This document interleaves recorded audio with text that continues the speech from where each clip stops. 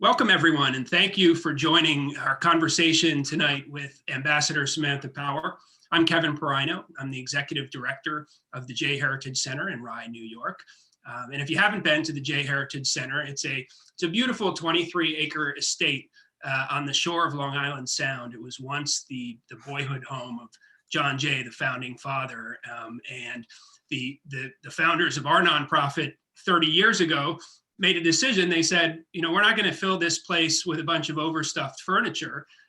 We're going to fill it with people and ideas. And so they turned it into an education center. And these days we do programs in history and social justice and environmental stewardship. And so this is right up our alley tonight. We have a history maker with us tonight. You all have my email. I sent you a note before this, so please email me and let us know what you thought of the program. We'd love to bring you by and give you a tour of the site.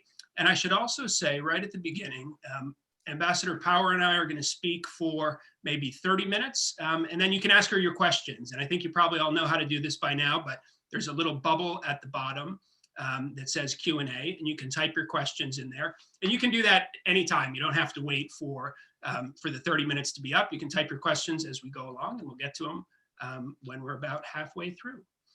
Our guest tonight is Ambassador Samantha Power. She began her career as a journalist covering war in the Balkans.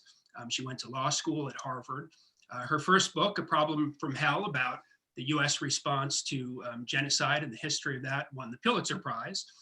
Then she went on to work in the Obama administration, first at the National Security Council and then as US ambassador to the UN.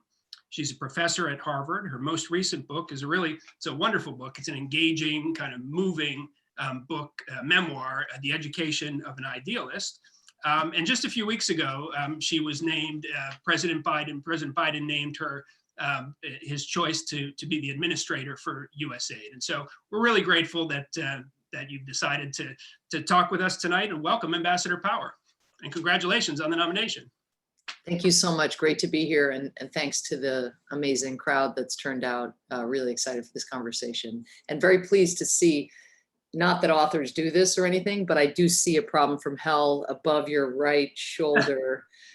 My favorite was my research assistant sent me Stacey Abrams in some recent MSNBC, and he spotted the spine of The Education of an Idealist. And I've arrived, man, Stacey Abrams. But this is pretty cool too. So thank you. Well, I did not just put it there 10 minutes ago. It's been there for some time. I can assure you. But thank you for joining us. I mean, one of the things that comes across in your new book, and in that book too, is that you've spent your whole career studying nationalism and in the cruelest aspects of nationalism overseas. We're now at a point in the United States where we're seeing a very kind of pernicious nationalism right here at home. And so I wanted to ask, sort of at the beginning, what lessons do you think we can draw from your study of nationalism abroad for how we might be able to get out of this mess that we're in right now? Well, no small question. I guess maybe I'd start just to make the question a little more, I suppose, personal or rooted in kind of real world events. I mean, I graduated from college back in the early 1990s.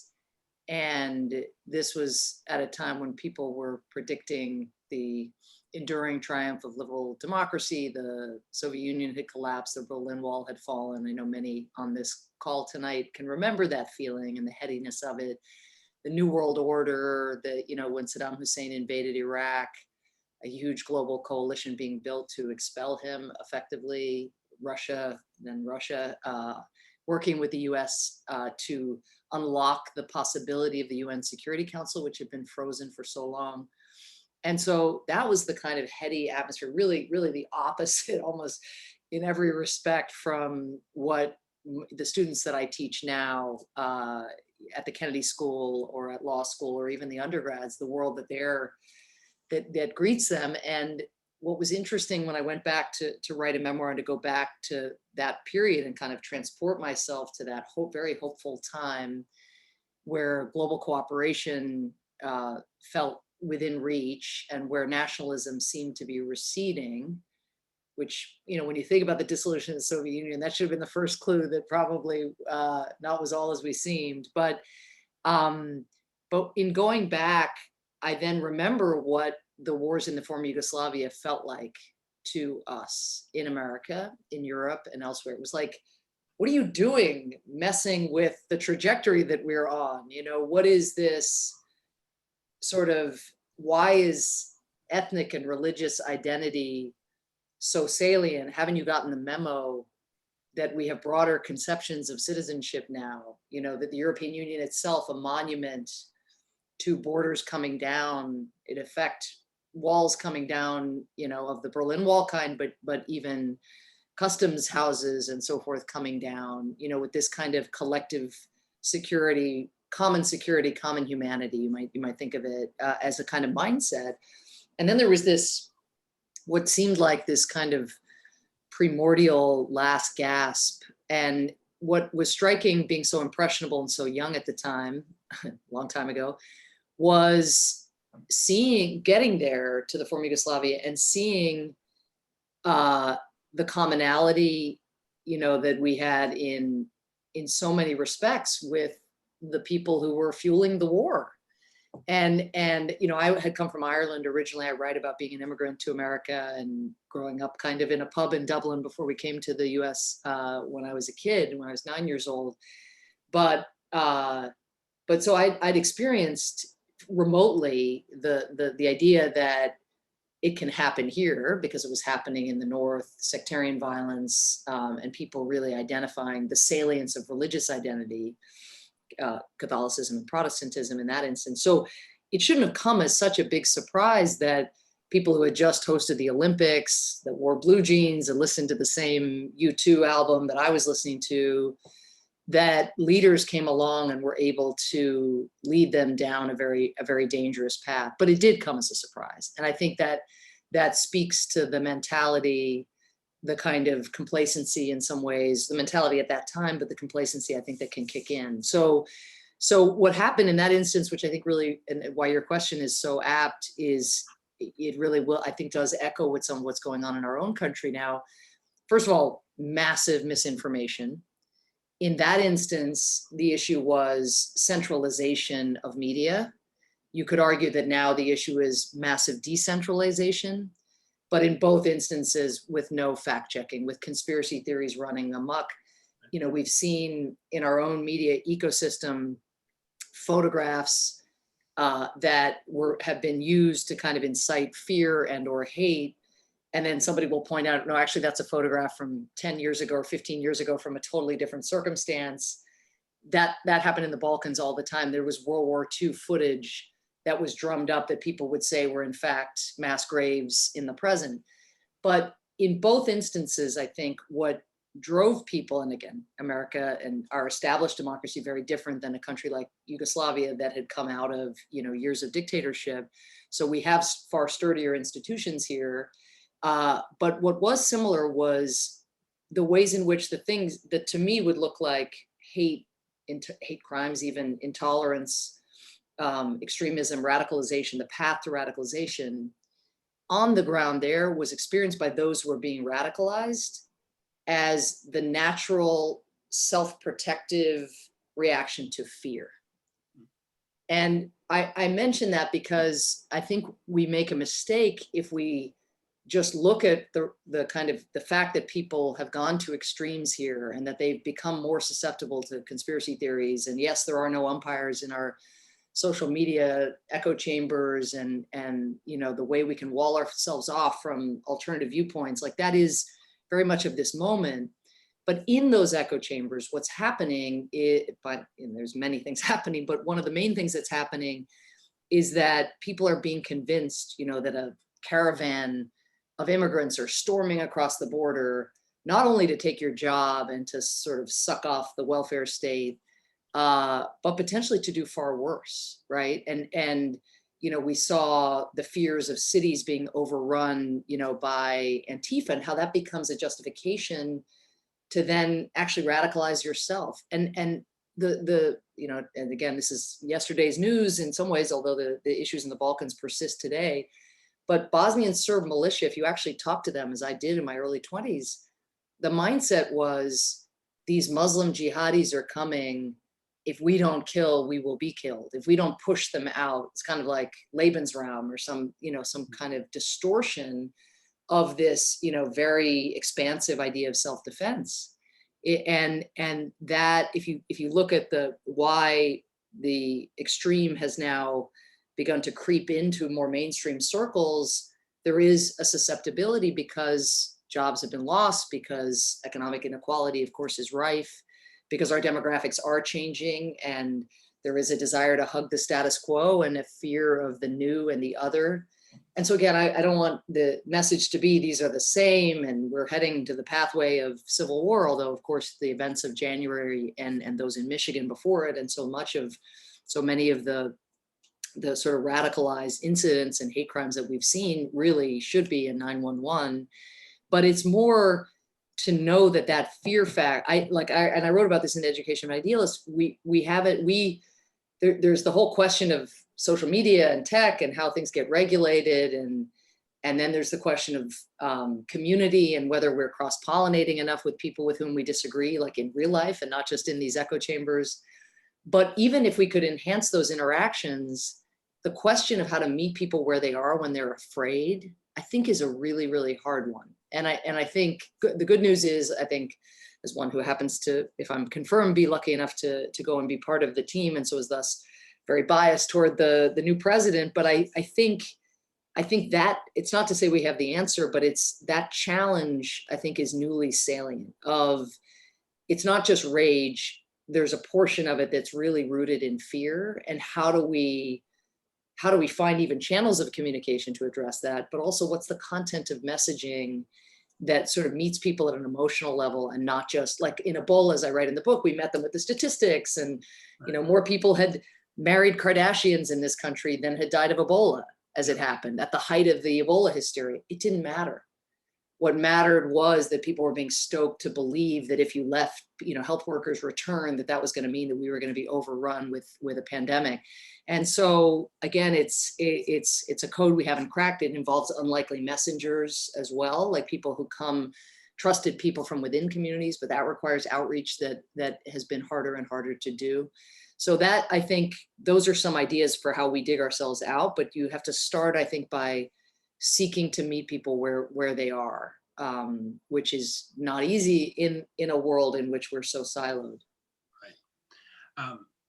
Political memoirs as a genre tend to be, I'm a little dull, a little self-serving. This book, in my experience, was not like that at all. And in fact, it was there were so many surprising kind of details and things that I didn't know, that I found myself, we're all, like you, we're all kind of quarantined in our houses. My family's here about 20 times a day. I found myself telling, my poor wife, you're never going to believe what Samantha Power did in this chapter. And she's saying, that's great, but, can we talk about it at dinner? I really want to hear it. And my 10-year-old, is like, Dad, I'm on a Google Meet. I want to know what Samantha Power told the Russian ambassador, but let's do it at recess. But there's so many of these great moments. One that I howled at was the story of how you got your press credential when you first went to the Balkans. Will you tell it? Thank you. Well, maybe let me go meta on your reaction and first thank you for it, and apologize to your wife, because I'm especially alert to the gender dynamics in the pandemics, where my husband has read so many books and I've managed to not read hardly any during the pandemic because of the homeschooling challenge falling disproportionately to the moms. But I'm not ascribing that to your household. But I think, part of the context in which I was working on this book over the last 4 years was a time in which expertise was being, at best sort of dismissed or not incorporated, at worst, in its way, kind of ridiculed in different places. And the deep state, was also being denigrated in different ways across the board. And this is playing out in Hungary and in the Philippines and in lots of parts of the world, and not just here. and so part of what I was trying to do is, having been a writer and thought a lot about character and story and plot and all the rest, was to tell a story that would open up this world and kind of show the flesh and blood humanity of the people who are at any given time, including over the last 4 years when I was on the outside, but kind of trying to improve our security, trying to promote human rights, acting on the recognition that our fates here in America are connected in profound ways, not in every way, but to the fates of people living elsewhere. The pandemic, of course, COVID has shown that writ large. But I think that you can write even a gripping political memoir, but if you don't sort of create points of entry for people who are never going to be necessarily UN ambassador or a war correspondent, if there aren't those universal analogous experiences, let's say, if not, parallel experiences, it's just going to remain something. It's going to remain a like-minded community reading, hopefully interesting stories about something that they kind of already know about. Whereas I had been an outsider going in and was amazed by the humor and the rivalry and the drama of it all, and the integrity of purpose of so much of it. Even when I was being disappointed in terms of outcomes or what I was trying to achieve, there was just a sense of just like, hey, it's actually really hard with imperfect information to figure out what the right thing to do is. And that's true in a lot of different, corporate environments. And it's true as young people figure out how to lead these grassroots movements.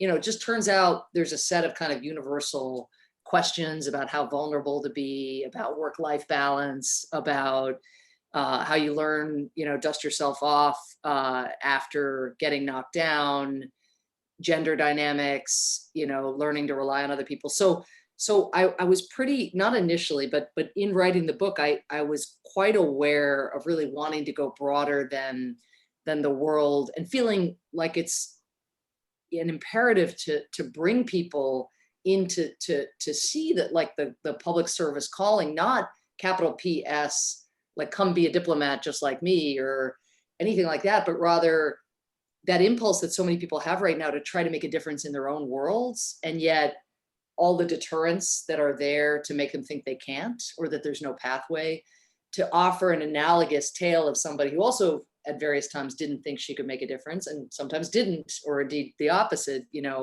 where things didn't work at all in the way that I'd hoped. But in the end, through learning about how to do it, to kind of present that. So that's why there's, a fair amount of romance and history, the more personal dimensions to my life. There's a lot about anxiety, and I come from a family of a lot of addiction, so there's all that sort of heavy stuff. But looking at how none of us are, these lone rangers in these jobs. We're the products of our backgrounds, of our friendships, of our love affairs, of our doubts, and of our capacity to learn as we go. And so I try to, again, sort of take it up, even though the stories are rooted in what I've gone through, to be really conscious of where my readers are. Again, it's like the same idea of like meeting people where they are. So on the very specific question you asked, and sorry for the long windup, this is just not something I'm very proud of, but I did think it was a worthy reflection of something I see in young people today, which is single-mindedness would be the generous way to put it. Maybe obsessiveness is something else. So I was in my early 20s. I'd grown up wanting to be a sportscaster, initially a professional athlete, but since that wasn't going to be available, a sportscaster. And I'd gotten really interested in human rights, moved most by the Tiananmen Square massacre in 1989, just after my freshman year in college. And so I sort of pivoted and became a more serious student, found myself in a wonderful internship that still exists for the young people who are watching, at the Carnegie Endowment for International Peace. And I was just paired with this guy, Mort Abramowitz, who'd been in the US government for 35 years and had just left. And he'd helped the Kurds in northern Iraq and Vietnamese and Cambodian boat people in when he was ambassador in Thailand. And now he was unleashed to like speak his mind. And the issue that consumed him was this war in the former Yugoslavia. And I just, as his coffee pourer and as his helper, I just sort of, I was like a mini me, I just sort of absorbed what he was absorbing. I tried to learn as much as I could so I could edit and offer fact checks and things like that. But mainly at a certain point, I felt I've learned as much as I'm going to learn. It was a full year kind of being tutored by him or mentored by him. And then I said to myself, okay, I really want to learn more. I've learned a bit of the language. I want to learn Serbo-Croatian. I know how from afar how the UN works on the ground, but particularly just after the fall of the end of the Cold War, the UN, again, the mindset is still that there's all this promise, but it's not doing that well in the Balkans. If I could get over there, I would learn so much more. And I was conscious of the gaps, the huge gaps in my knowledge. So honestly, if I had any skills at the time, other than having been a sports reporter, I would have, I'm sure, if anybody had been willing to hire me, latched on with an NGO. That was more my impulse, was more, what can I do that would be useful to the people who are being ethnically cleansed or purged from their homes in different ways. But I didn't have any of those skills. And I decided that I would, in effect, try to translate my sports reporting skills into covering the war as a freelance journalist. And I ended up sort of getting an invitation to come to the region, to the more peaceful country of Slovenia, which had had its war, to a conference. And I thought, look, I'm going to this conference. Maybe I can, somehow scurry down into Bosnia, nearby Bosnia, write something, prove to myself and my mother that this is a viable career idea. And then maybe, if I just kind of dip my toe in, then come back to America, then I'll go back and move full time if it can work. So I had everything worked out. I had I was going to go with a colleague. We had a rental car in mind. We were going to drive into Bosnia. And then I learned you had to have a press pass where someone was vouching for you in order to be able to get past the checkpoints to get into the country. So I had an agreement from US News and World Report that they would take my phone calls, but the idea of asking them to vouch for me, who'd never done anything in this realm, was absurd.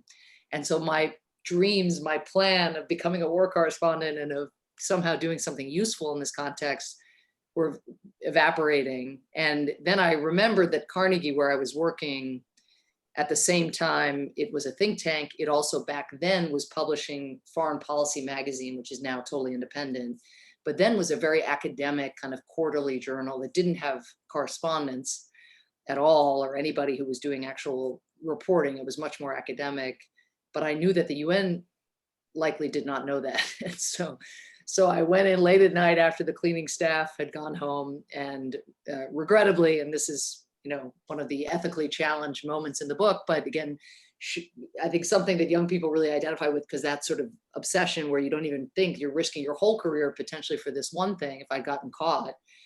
But I basically took a piece of stationery and wrote a letter on my own behalf claiming to be the editor of Foreign Policy magazine. And so my first ever press pass, which I still have today here, but is, to be the correspondent for Foreign Policy magazine. And the whole time I was on the ground, I was so sure I was going to get caught. I'm so Catholic.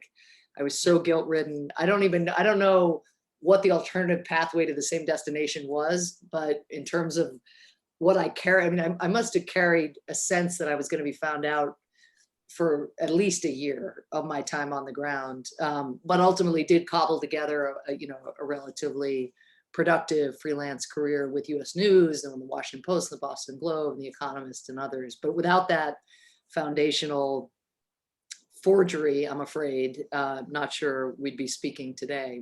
I'd be doing something else somewhere, but not sure what. Laughed so hard. Amazing story. But we're going to turn to questions in a few minutes. I just wanted to remind people you can type the questions in the Q&A bubble at the bottom, and we'll get to them in a few minutes. So you went on, you joined the Obama administration. You went on to work in the administration there. One of the things, it was kind of a treat for me too. I covered a lot of the events that you write about in the book as a foreign correspondent. So I was covering them from the field while you were in Washington, and they were fascinating to read about. One story that you didn't mention in the book, and that I was a little surprised at, was Yemen. Yemen was one of my favorite countries to visit as a journalist. And it's just, it's the UN said, I think it's the world's worst humanitarian disaster. And you've said the Biden administration came out the other day and said that it would be ending support for the war there. I'm just, you know, it, you've made that same point for years now, but the war did start under the Obama administration, and so Yeah. I just wanted to ask about it. I mean, do you think? I guess my question would be: do you think was there too much emphasis in the Obama administration on Yemen? Did we look at it too much through the counterterrorism lens, or what went wrong with it? I guess, first of all, let me just say that I think what President Biden has done, which is the product of years of pressure, not only from Obama administration officials who live with a huge amount of regret about where our administration was on Yemen for the last 2 years at least, but from Congress and in a bipartisan way from Congress. And this is a really important shift that occurred during the Trump years. And there's a lot of talk about the Republican Party and whether people should have broken with Trump on this, that, or the other issue. It really mattered that a handful of Republicans initially, and then more as time passed, were willing to say this is not okay. And it didn't matter, unfortunately, for the Yemeni people in that period, because ultimately Trump was able to override the repeated congressional measures to cut off assistance. So he did override them. So at a practical level, I'm not sure how much it mattered, although it may have been a factor with the Emiratis getting out of the war sooner, just sensing that this was just a big stain on both governments, the Saudi government and the Emirati government. So I think that just for those activists and people, especially for a country like Yemen that never has its humanitarian appeals filled, which hasn't been visited by many reporters, Kevin, I'm even amazed that you visited often. Very few reporters before the war, certainly very few, with the conflict underway, have gone there. And so it's always sort of not getting the attention it warrants. And so for Biden, within his first month to come and make this announcement, I think it's incredibly important. I'm not dodging your question at all. I'm going to come to it. But but the really important thing, in addition to cutting off the assistance, is energetically throwing America's weight into the diplomacy that's going to be needed to end the conflict itself. I mean, if we're not careful, there's a lot of gravity that keeps Saudi Arabia involved in this war. The Houthi are not interested in making concessions, having taken territorial control of so much of Yemen. And so for the suffering of the people of Yemen to end, this is a lever that has now been pulled or pulled back, you might say, but it's going to require, so much diplomacy and bringing key stakeholders together.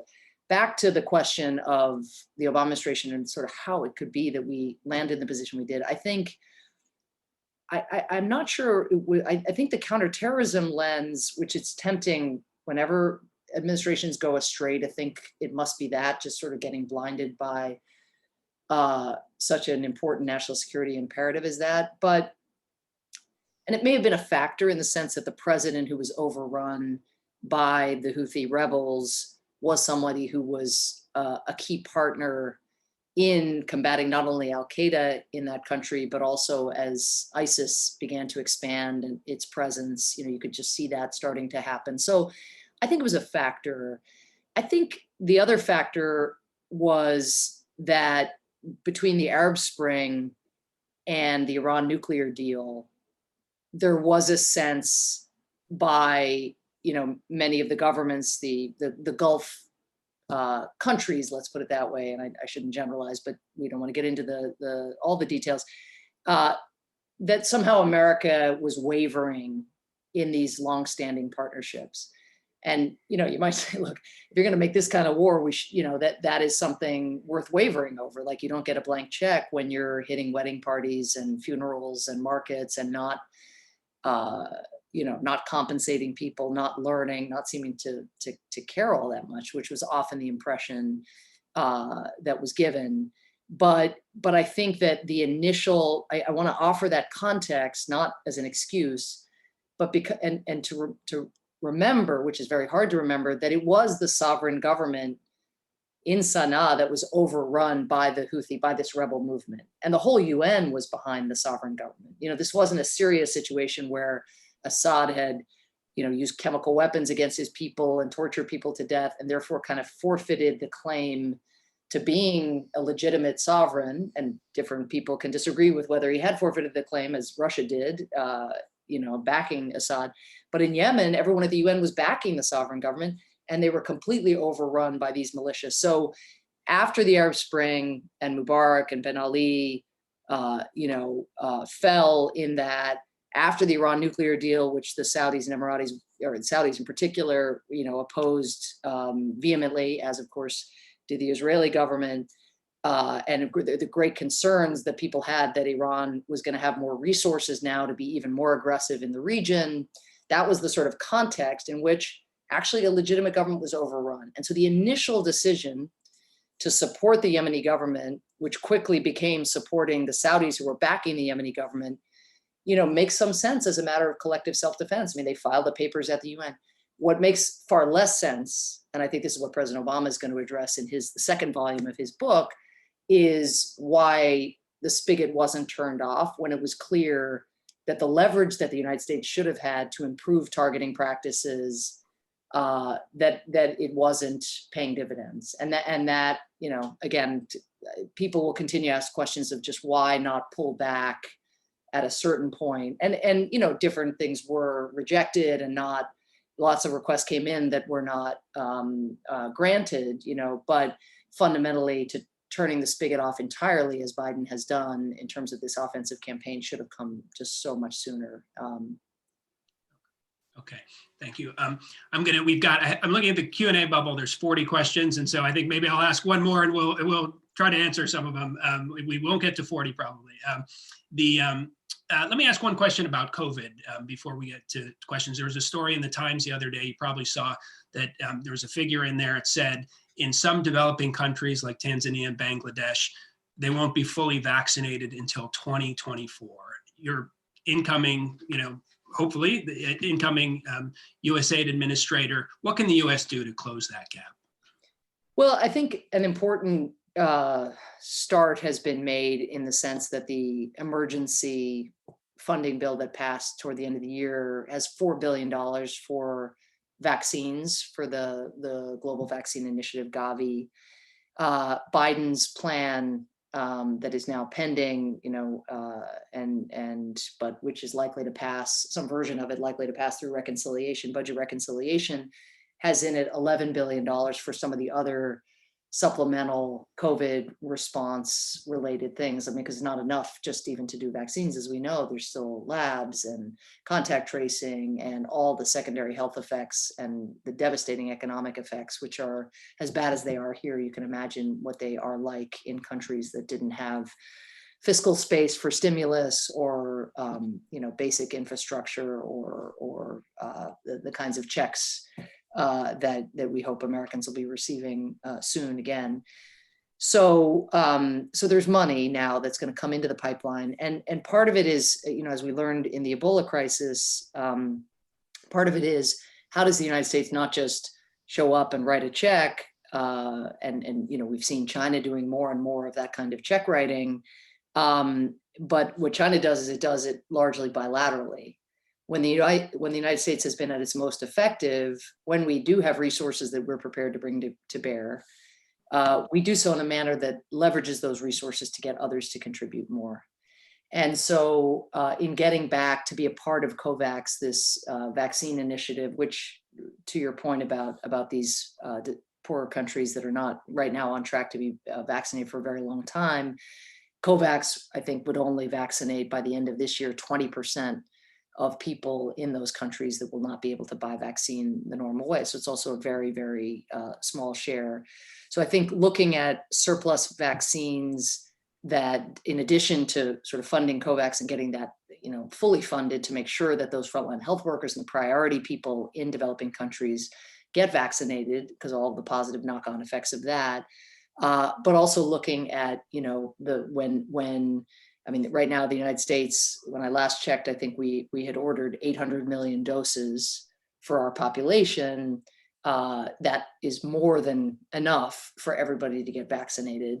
Most other countries are on a similar sort of time frame. So I think there's much more to be done. And now that you have more and more companies, pharmaceutical companies bringing vaccines online, I think there's also much more scope to get more vaccines into the pipeline sooner. But I will say one of the great privileges potentially of getting to lead the U.S. Agency for International Development is just the critical partnerships that they have and the missions in more than 80 countries, which for so long have been doing global health partnership, whether on HIV/AIDS or malaria or TB or global health security infrastructure. And to bear in mind the complexity of vaccinations in those countries, not just a supply issue, it's also about what is the infrastructure like on the ground. And so thinking through how do we ensure that those countries, between now and when those vaccinations can occur, that the other dimensions of the COVID response, of the kind that have brought the curve down, in those countries that have leveled their curves, that those resources are being brought to bear. And that's not a supply issue, it is a resource issue in part. And then also how do you use the lead time to make sure that there actually is the storage facility and the distribution networks to be able to get vaccines into arms when those vaccines are available. So we have plenty to do in a hurry. And again, to be a part of this, which is going to unlock so much of the potential that has been stymied this last year, which is essential for us here in the States as well, because the International Chamber of Commerce did a report about 2 weeks ago now showing that if global vaccines are only distributed in developed countries, which is currently what is happening largely, that the cost to the global economy will be $9 trillion, 4.5 trillion of which will be experienced, that cost will be experienced by wealthy countries. And so, you can't, where's the market for our goods if people are not at work, if they don't, have a means of feeding their family. So again, in such an integrated global economic environment, this is very much in our self-interest to work out. Okay, let's get to questions. There are 50 now. I don't, Okay. Sorry about that. Maybe okay, let's see. We have a question that says about the Uyghurs. What do you think the U.S. response to the Uyghur genocide should be? It was just State Department just use that word, genocide. Good question. Yeah, excellent question. I mean, one of the harder questions there is. I think as President Biden has said throughout the Trump years and into the campaign and now in the presidency, is the foundation for our leverage is going to come from strengthening our alliances and doing things in a much more coordinated fashion. I actually think the tail end of the Trump years in terms of an expressive foreign policy on Hong Kong, on the Uyghurs, on speaking out, they had that. I mean, they were, and sanctions designations for those entities involved in, helping detain, upwards of 1 million people, certainly close to probably to 2 million people. And I think, so they got there, but it was more often than not, it was done in isolation. And so it's just very important and very challenging because European countries now are hedging, as we see, with the recent, deals with China. There's it's not necessarily the case that they're just going to leap into a coalition with us as we seek, again, to send a strong human rights message. In international institutions, I know firsthand how challenging it can be when China is using its economic leverage to try to fend off condemnation or criticism. If it was like that for me 4 years ago, you can imagine what it's like now after Trump has pulled back from a lot of those organizations and as China has, again, written more and more very large checks in developing countries. So again, it's going to be immensely challenging. I think there are also real questions about American companies and their involvement, indirect as it may seem and feel, in basically making use of products that are made with Uyghur forced labor. So there may be more levers there that I think Congress is exploring, but it'll be important for the executive branch to look at as well. Okay. I'm just, as I'm reading the question, there are a lot of questions about how to be you, basically, how you got to, advice for people who want to do what you did. And I always like this question. Somebody's asking, Amber from Florida, is asking, and this is, you write a little bit about this in the book. With you mentioned you took a class from Stanley Hoffman, the great Stanley Hoffman at Harvard, and you read, Aquinas and Augustine and Niebuhr and Michael Walzer and these great kind of moral thinkers. Amber is asking, what books have you read that have been most influential in your life and your career?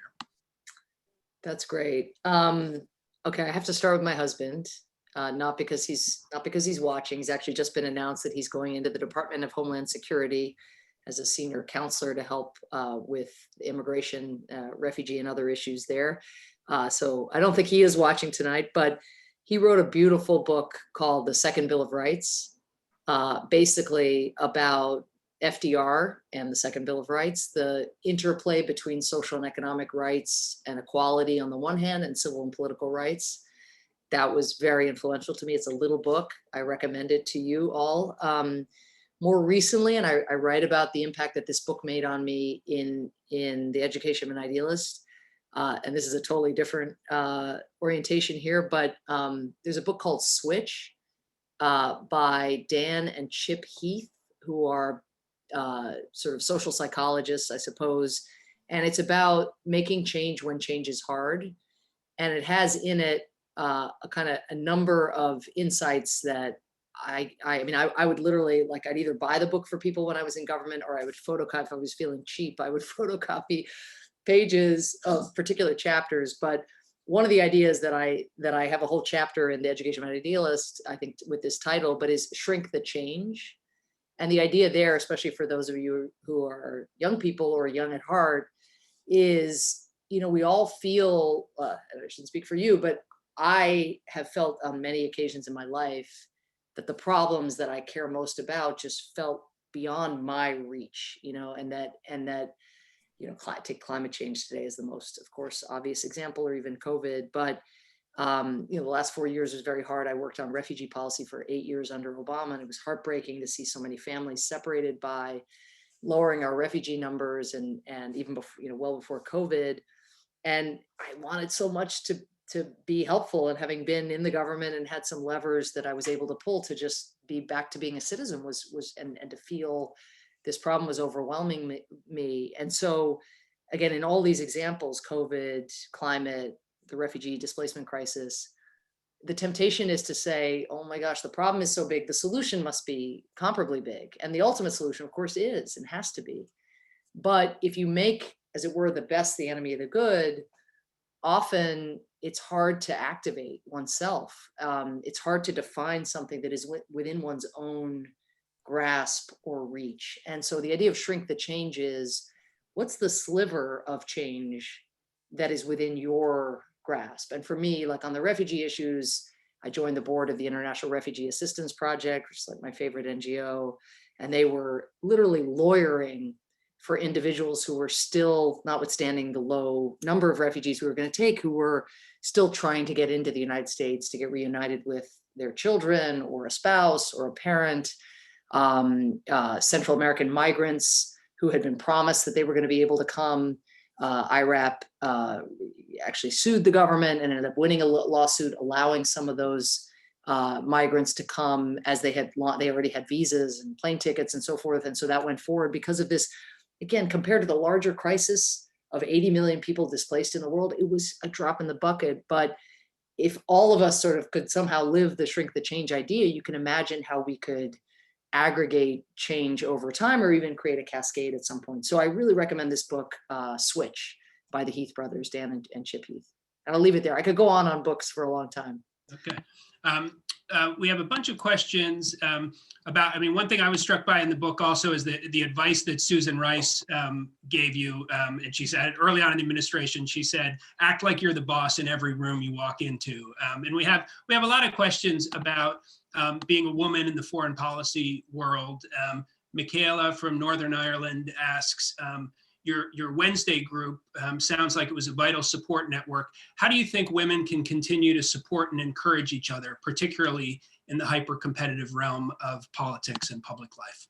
Yeah, it's great. Well, first, for those who haven't read The Education of an Idealist, thank you, Michaela, for reading it and for remembering the Wednesday group. So my first job in a big institution was quite recent, was in 2009, January 2009, when I joined President Obama's team as his human rights advisor. And I was one of 6 female senior directors on the NSC, the National Security Council.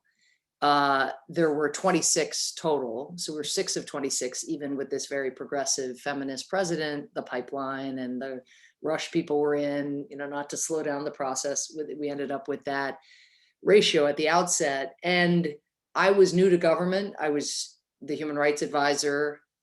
And as it happened, I was female. I was also pregnant. I was, at that time, I guess when we joined, I would have been sort of 5 months pregnant. And anyway, but I was also massively ineffective, much more important than any of those other attributes. And I hate being ineffective. I wasn't used to being ineffective, or at least that ineffective. And so, I puzzled by myself about, was it because I was new to the executive branch and didn't really understand sort of how to move paper and get decisions? Being the human rights advisor is never, easy. It's the skunk at the lawn party. There's a lot of gravity, like take the Yemen discussion we had earlier. There's a lot of gravity toward providing military assistance, a lot of stakeholders there that sort of push things in that direction. And I just, Cass and I, my husband and I, who had just gotten married the year before, we met on the Obama campaign. We would leave the White House every night. I write about this in the book. And Cass developed this kind of taxonomy where we would ask each other how we did during the day. He was in charge of regulation for Obama, and the sort of, you could be respected or not respected, effective, not effective. And every night I'd be like, not respected, not effective. But I thought it was me, it had to be me, because I was the one who was not respected, not effective. Anyway, then a female colleague of mine, Liz Sherwood Randall, who's currently has just been named Biden's Homeland Security Advisor, really important job at the White House. But Liz was one of those 6 of 26. And I didn't know Liz really. She seemed perfectly pleasant, but she kind of summoned me and the other women to her office on a Wednesday evening and said, we're gonna have a glass of wine. And the NSC offices are in safes. They're in these large safes, these secure facilities. You have to kind of like turn a dial, it's like out of a heist movie. And I went in and there was like a bottle of wine. I mean, nobody had time to sit for 5 minutes, never mind 45 minutes. And she just insisted we were just gonna have one glass of wine and we were gonna ask each other how we were doing.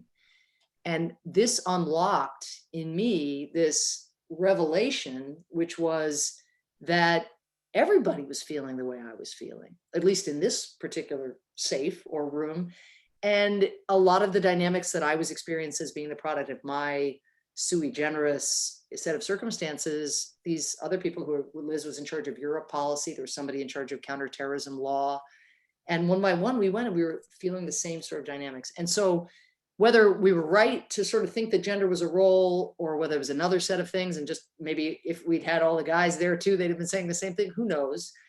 But what happened was we each were emboldened to back each other much more. We started meeting every Wednesday. It became known as the Wednesday group.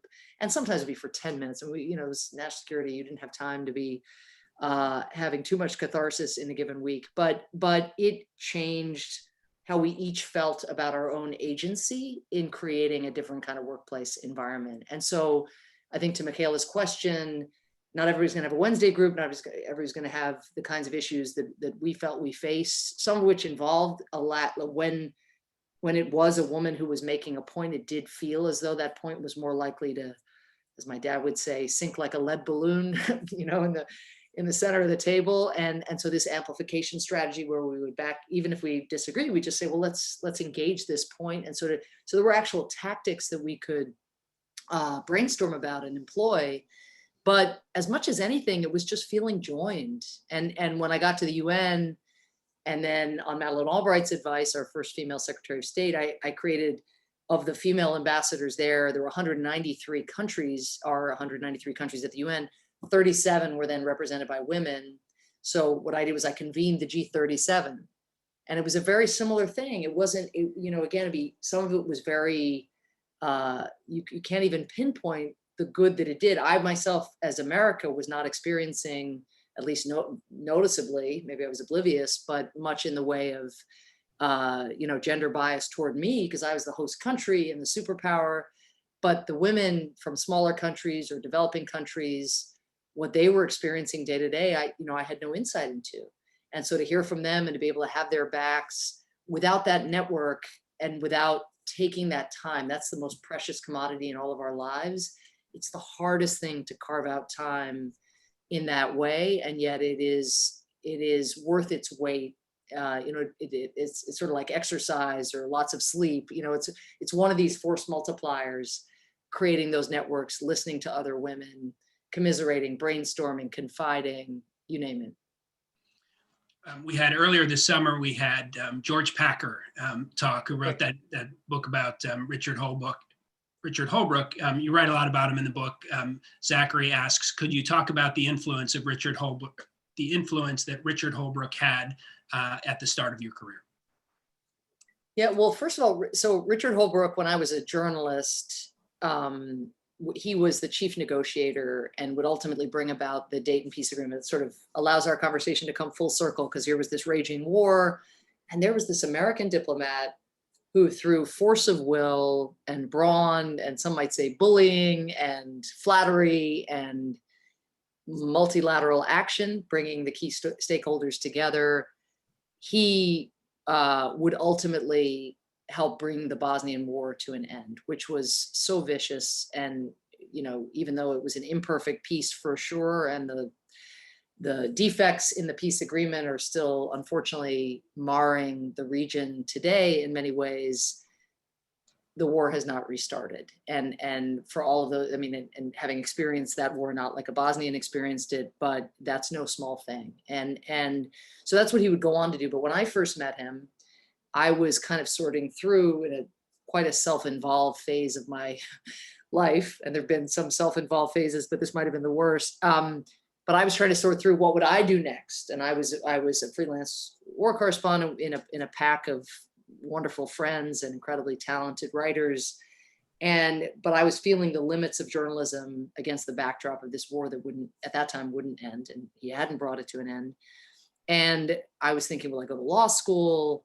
Maybe then I can prosecute the bad guys one day. Will I try to become a diplomat? That seemed pretty far-fetched, ironically, given where I am now. But will I stay in journalism, go back, work for a domestic paper, and then come back not as a freelancer, but as a full-fledged correspondent later? And I decided to go to law school. And sort of the first, interaction I had with Richard Holbrooke was him calling me, hearing that I was going to go to law school instead of staying and leveraging what I knew about the region, and him just telling me off and just telling me, this is crazy. You feel you need a piece of paper to legitimate yourself, and saying that often women, he even said this, that women often feel they need that credential, and yet I'm missing what's right before me, which is I know all this stuff and I should do something with that knowledge. So we ended up in a conversation about whether I should go and work for him at that time. And I just felt like I didn't know enough. He was saying I knew so much because I knew things he didn't know because I was living there, but I felt I needed this like investment in more of an understanding of a whole slew of things. But what struck me about Holbrooke when he sat me down, finally we met in person, was he couldn't have cared less whether I was, a sort of prize-winning war correspondent or a stringer making 20 cents a word.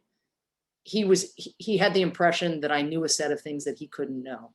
And he was the same with diplomats. If he met somebody very junior who knew a region, who knew the language, who'd lived, or who had contacts, who could be summoned and brought to bear, he was the least hierarchical. He was very hierarchical in terms of how he understood how power worked. But in terms of what he was looking for, which was ideas and, potential for compromise, they could come from anywhere. And I really tried to bring that spirit to how I ran USUN, this, small mission. I hope if I have the chance to run USAID, to bring that spirit as well. There's so much expertise across the civil service and the foreign service, and just to create venues where people feel like they can surface ideas. I mean, ironically, the more senior you get in an institution, sometimes the more removed you are from the kind of knowledge, like up close knowledge that you need to be maximally creative. And so always having, they're called backbenchers or whatever, but backbenchers treated as if they're front benchers, I think is really important. And it can overwhelm you, and you have to find systems to manage idea generation and so forth. But I think that's really important. And then don't care so much about what meeting you're in or issues of access, but just look at the scoreboard, the real world scoreboard. I think Holbrooke was he cared a lot about access, to be sure, but he was good about, when I was obsessing about losing access to Obama a little bit at the beginning, he would say, and I write about this in education, like, go where they ain't, go where, you can go to the senior Afghanistan policy review, but there are 100 people in those meetings, and you're going to have the same meeting next week. Go and work on something like Iraqi interpreters who've worked with the US military, who are now facing death threats and who want to come to the United States. You will have the US military as your ally. Nobody else is working on this issue. You can get it done. And so don't think that just because something has the profile that that's where you make your difference, to do something that seems small. It's not small in the lives of the people who you're affecting. I love that spirit. I've definitely carried that. Okay. A nuanced question from Letitia. She says, about how you handle human rights as a policy issue. She says, it's one thing to state our disagreement and shed light on what we see as attacks against human rights, which we must do. It's an entirely different thing to be prescriptive, for example, release Navalny or something like that. Does it help? What was the last thing? She said it's an entirely different thing to be prescriptive, to say, you should release Navalny or whatever the policy is. She's asking, does it help or hurt the US to prescribe with actors like Russia and China? I mean, I think it's so case and context specific. I think it's a great question. And I haven't actually reflected that much on the nuance of it, and it reflects a really, I think, refined way of thinking about it that's really quite useful. But I would start maybe in a slightly different place, which is to just pull back and say, in general, how is the United States doing in terms of human rights credibility? I don't mean at this moment or some other moment. I'm saying that I think that's a first order question, and it affects the manner in which you impart, any criticism or any form of accountability to a set of international standards. And then what I just said embeds a second issue, which is different administrations at different times have spoken in terms of American values, which can have domestic resonance, sometimes a tinny resonance, right? Where it's like, wait, what do we mean by that exactly? But sometimes very powerful resonance, depending, on how one is contextualizing it. But what President Obama used to do, and what I think President Biden is moving toward doing, is where you can, in order to enhance your legitimacy, to speak in terms of international frameworks that the countries that you may be critiquing or concerned about are themselves party to. And so again, when you can get even a milder multilateral statement, can be more impactful than a very pointed bilateral statement from the United States. I mean, the other thing is, how much leverage do we have? So the first two criteria, again, as I'm talking this through and thinking out loud here, are related to legitimacy, our own credibility and legitimacy, and then the legitimacy of the standards on whose behalf we're speaking. But then there are just real questions about leverage, and China, the great question about the Uyghurs earlier. One of the challenges that human rights policy is having as it relates to China is how China is exercising its leverage to blunt the multilateral system from doing what it needs to do in light of the gravity and the horror of the human rights abuses being committed against the Uyghurs. And so that's an example of leverage being used as a shield, which is very, very common. But leverage can also be, a sword, and it need not. That's a kind of sort of coercive image, I suppose. Obviously, a sword is a coercive image, but for example, I write in the Education of an Idealist about a campaign to free 20 female political prisoners. And there, I think by the end of the Obama years, we did not have perfect legitimacy and credibility to talk about human rights. But one of the things that I think made Obama a powerful messenger is that he would say that, and thus was meeting people where they were and not pretending as if we had, that our record on racial justice was the perfect foundation on which to talk about minority rights in other countries, or that our record on sexual harassment and assault was the kind of record we would wish to, the kind of foundation we would wish to have when it came to trying to deter sexual abuse in conflict areas. So Obama kind of named the elephant in the room and empowered us to do the same. And I just think it made our messaging more effective than kind of pretending as if people don't have this broader context in mind. But that campaign that I mentioned, which was an example of actually of shrinking the change, coming back to what we talked about earlier, in the end, we were very prescriptive. I was hanging the photos, and this is very kind of Amnesty International meets US government, but hanging jumbo photos of women who had been locked up, sometimes for protesting sexual harassment, sometimes for exposing corruption. And then we would follow up with diplomacy through our embassies, try to get other countries and members of Congress to join our campaign. And 16 of the 20 women who we profiled in, we had hoped it would be a compressed campaign. It ended up taking a little over a year, but 16 of the 20 women were freed from prison. Now that was a different time than now. I don't know if the same campaign could produce the same dividends given, a slightly more multipolar world, given China now wanting to impede US human rights diplomacy in an even more aggressive way than they did back then. There, just things have changed. It's a dynamic space, but when, it's still the case that the United States has a lot of leverage with a lot of governments. And the beauty of something like that, which was prescriptive and sort of runs afoul of the distinction that you're making, which I think is a useful sort of filter through which to process these kinds of policy ideas. But the advantage of something like that, which can seem like micromanaging somebody else's justice system, first of all, you really have to look into the cases and make sure that you're on sturdy legal ground. Second, you're backing the efforts of lawyers and family members who've usually been at this for a very long time.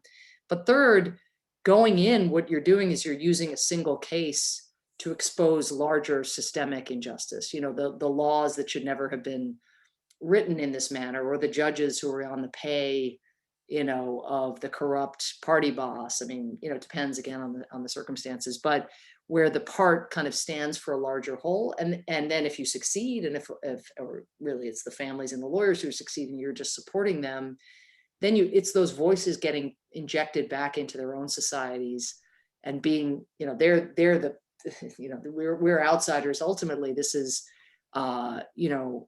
about showing that we're not neutral on these questions. Because remember, to the degree that we have leverage, it means we're providing assistance anyway. And the question is, are we providing assistance, and thus is that sending a signal that we actually don't mind that they're locking up women who are protesting sexual harassment?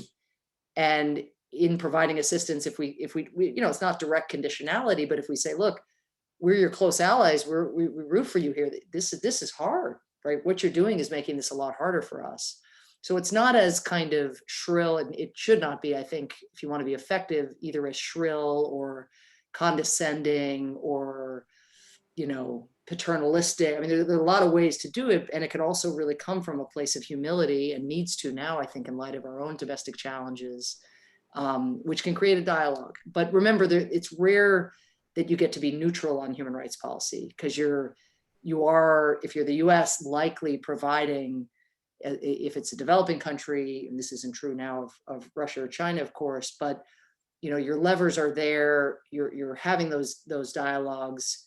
It can look as though you're legitimating certain forms of state behavior if you're quiet. And then the question, as you say, is, well, it's one thing to say don't be quiet, it's another thing to say how do you frame your objection or your prescription.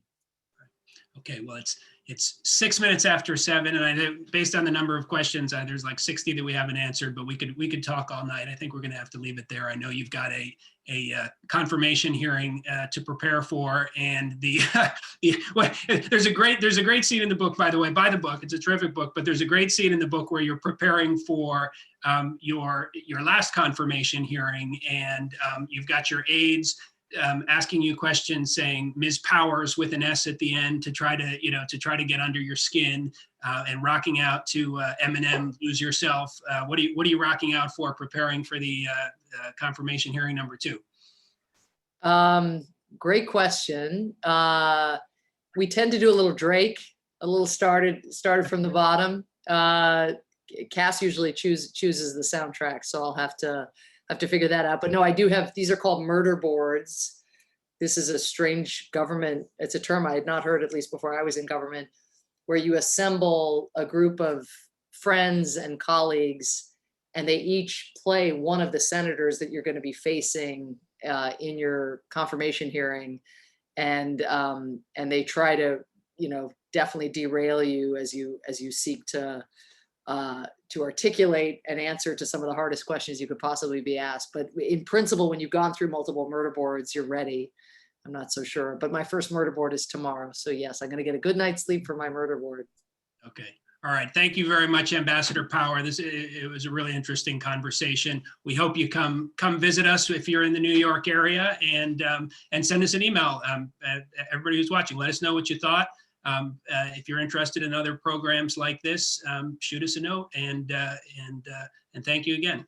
Thank you so much. It's such a great thing you have going there. Thank you.